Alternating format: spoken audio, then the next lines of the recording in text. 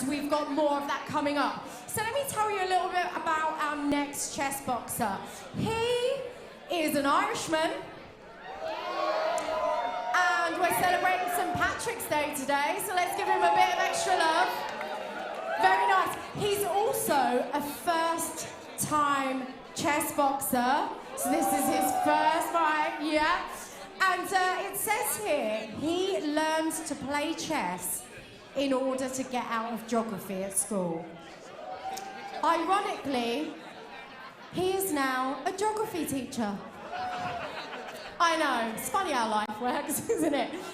He said his anti-rational boxing style matches his favourite type of coastal erosion. That, everyone, was a geography joke. Just shows how fun geography is, right? Should we bring him out? Here we go! In the black corner, weighing 67 kilograms, bring in and give some love to Gerard Reilly! Here he comes.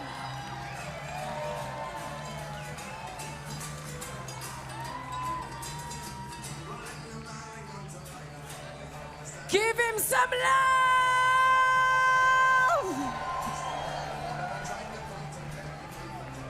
Geography never looked so good. So he's got a chess ELO of 1784.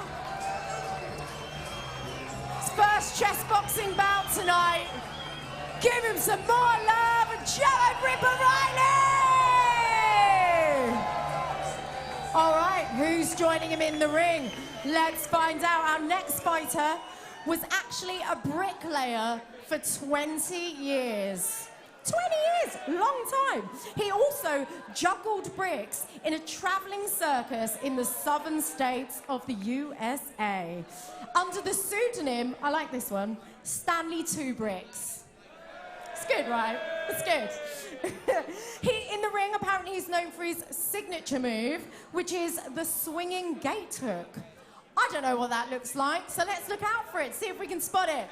Let's bring him in the white corner, weighing 68 kilograms, John the Brick Wood!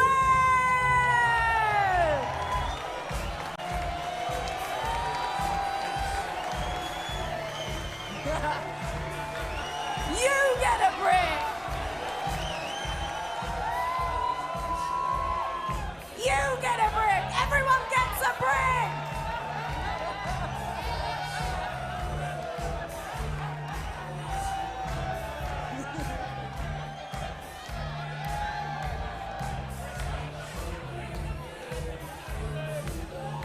Woo! Make some noise as he comes down to see us!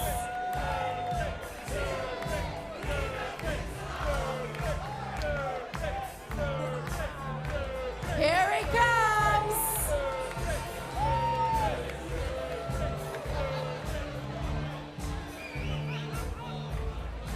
Make some noise for John the Brick Wood!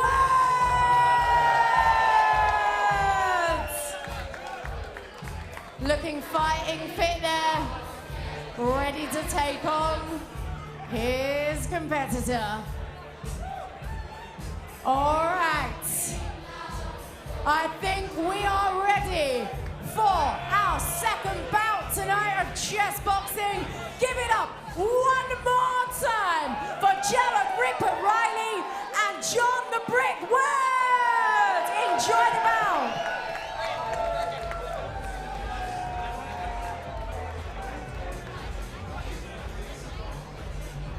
My throat is so sore. Jerry. Yeah. John Wood.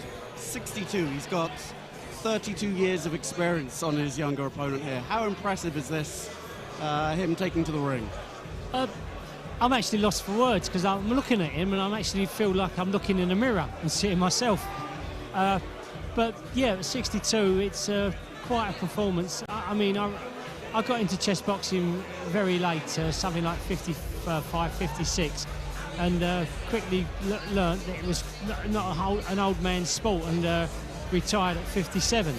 But to be 62 and, well, more power to his elbow, and he looks quite sprightly, and I don't know what his forte is, whether it's chess or the boxing, but we're soon going to find out. We are off with the chess, and you may have noticed I've been joined by Terry Marsh, former welterweight world champion, and also a very strong chess player himself. What do you make of this opening? F3 is slightly unusual from John as white. Well, at the moment, it's just a question of shadow boxing, so to speak, from a chess point of view. Yeah, it's all about developing the pieces. It's a slightly unusual opening from John. Normally he wouldn't move that F-pawn, the one that's just to the right of his king, like that, and he's blocked in his bishop. So if you notice, that light squared bishop is hemmed in by pawns of the same square, whereas Gerard has played a more conventional opening, just developing his pieces towards the center, which is the classical way that you want to do it. Yeah, well, I ain't too happy with his last move, moving the knight onto the outside, but at the moment, as I say, I see most of it as sparring and testing each other's positions. Yep, a knight on the outside. But, so yeah, a knight on the... yeah, now we're going to have the bishop come down and check the queen, the king. Yep, rather. that's already exposed John there. That's an early blow. John evacuates his king, so he's deciding to run from that, but now the queen can come in, and that would look quite terminal if that happened. It wouldn't be checkmate immediately, but we could be seeing a very early finish here. Gerard is taking his time. It's beginning to look quite ominous from John, I must admit. I'm wondering if we might even see some boxing here. It was possibly not the best move to try and evacuate the king to F2. He should maybe have tucked it away in the corner and kept it away from the queen, but Gerard is having a think. He's just trying to make sure before he executes this one. I think he may be coming down with his knight. It's a question. It's an option between the knight or the queen, and I think he's just trying to decide which one to use. So that queen can come in with check, which would force the king to take another step forward to E3, and then I think he would have the quite devastating and actually terminal, just pushing the d pawn forward. One is checkmate. Oh, he's playing to the crowd. What is he doing here? He's got the moves, but he's playing to the crowd. It's almost like he wants to take this into the boxing. Yeah, I think you've actually nailed it there. He wants to get a couple of rounds under his belt, so to speak. He's now being kind to John. He's got the knockout blow here. Surely he's seen it. But yeah, I think he just wants to test it out in the ring. Sometime he's going to move the queen's pawn forward, I guess. Yeah, exactly. And then it just takes. Yeah, he'll force the king forward and then checkmate with d4. But we are into a boxing round, so a little bit rash there, I think, from John. John's opening play was a little bit unconventional. He hemmed in his bishop, then he rushed things. He let his pawn on h2 get taken. Yeah, I think he knows that as well. Looking at his body language as he's putting the gloves on, so he's got to pull something out of the bag in this round, because come the next chess round, then I think it's a good night. Yeah, I mean, Terry, it's obviously never happened to you being undefeated, but what would it feel like from a boxer's perspective? I mean, this is the equivalent of losing in the first round. So you trained for it all, the big night comes, you make your entrance, and then you just, yeah. Well, it can be quite frustrating. I mean, in one sense, this is the first round, but then in another, technically, it's the second round. Gerard's been rather kind, perhaps. He wants to get some boxing under his belt and entertain the crowd as well. But if it must feel, and understandably why, that against a 62-year-old man, he ain't got nothing to fear within the ropes. And then does the coup de grace in the next round on the chess. Yeah, and as you say, you've chess boxed yourself, and even though John might be advancing years, it's a chance for him to show what is good technique. And certainly I recall seeing you fight Dimar Gasarian a few years ago. Really, it was very impressive, the technical exhibition. I just remember I was ringside and just seeing the difference that your foot movement in particular was making. Just the kind of shuffle back and forth and keep you out of range. well, having all that experience for the years, you know, it pays dividends. But you wouldn't be expecting it from these two particular guys for obvious reasons. Yeah, but John's certainly coming out swinging if he knows he has to. Gerard just flicking the jab. A southpaw. How many southpaws did you fight in your career? Did you find that difficult? Well, a few dozen, I guess, but it was never particularly a problem for me. But it seems Gerard's got the upper hand in the boxing as well as the chess. So it is an uphill battle for John. And yes, he needs a couple of them bricks in there, I think, to help him out, because there's so many chances he's got winning. Yeah, a brick in the right hand might help with the KO, but John is certainly impressive with his movement and his work rate, considering the age differential. Oh no, in that sense, there's nothing but respect for him to actually get in the ring, and what he's doing for a 62-year-old man is quite good. And arguably, his technique is better than what we see in the previous fight of both of the heavyweights put together. I don't mean that in a disparaging way to the previous performers, but more to as a compliment to him. Oh, John down is actually more to slip. Oh, it's been waved. No. I thought for a minute he was waving. There wasn't a count, or a standing count, so I guess it was classed as a slip. Yeah, it certainly looked like that to me. I think John was just a little bit off balance there. He's not up to it from the boxing point of view, and as we see in the chess, I don't think he's up to it in the chess either. So this would be known in the conventional sense as a mismatch, and I think we're relying on the sort of the mercy and the good contact of Gerard, who's not taking advantage of it in a gentlemanly, sporting way. Yeah, absolute kudos to both there. And, you know, John, you can see he's really gassing after that one. That was a tough round for him. And now I think he's going to come back to face his fate on the board. Terry, you won your one and only chess boxing match. Were you more pleased with the boxing or the chess aspect of it? Because it was a great performance on both counts.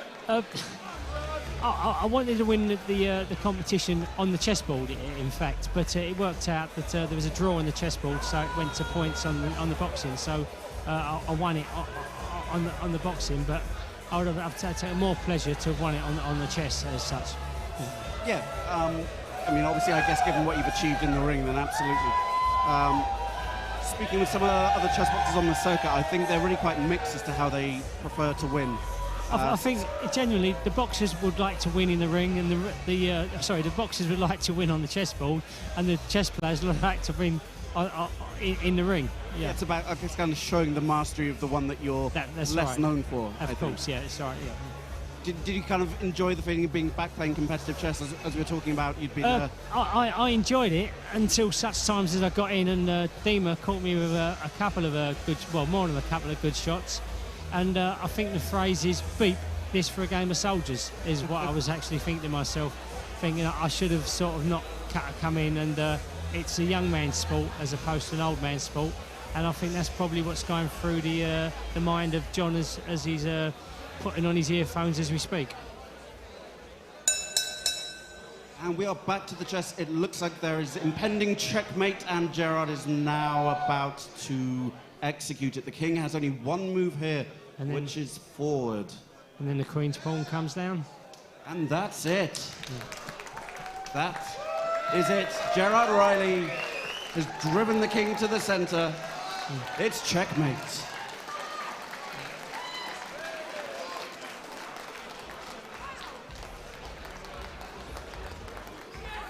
Yeah, checkmate, the chess equivalent of a KO, not something that you always see.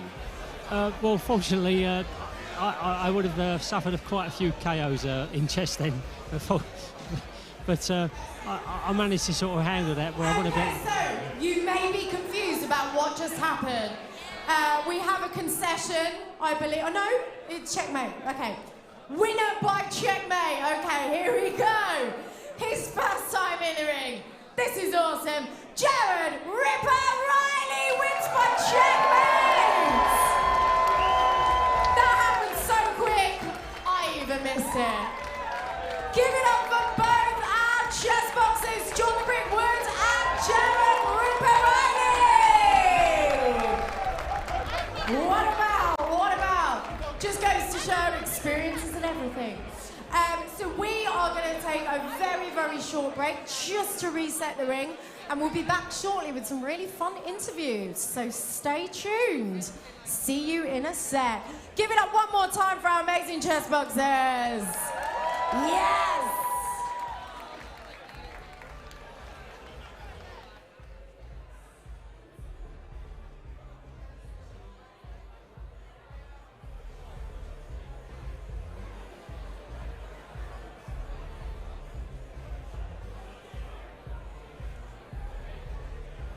Windsor Actuarial Consultants, supporting London chessboxing.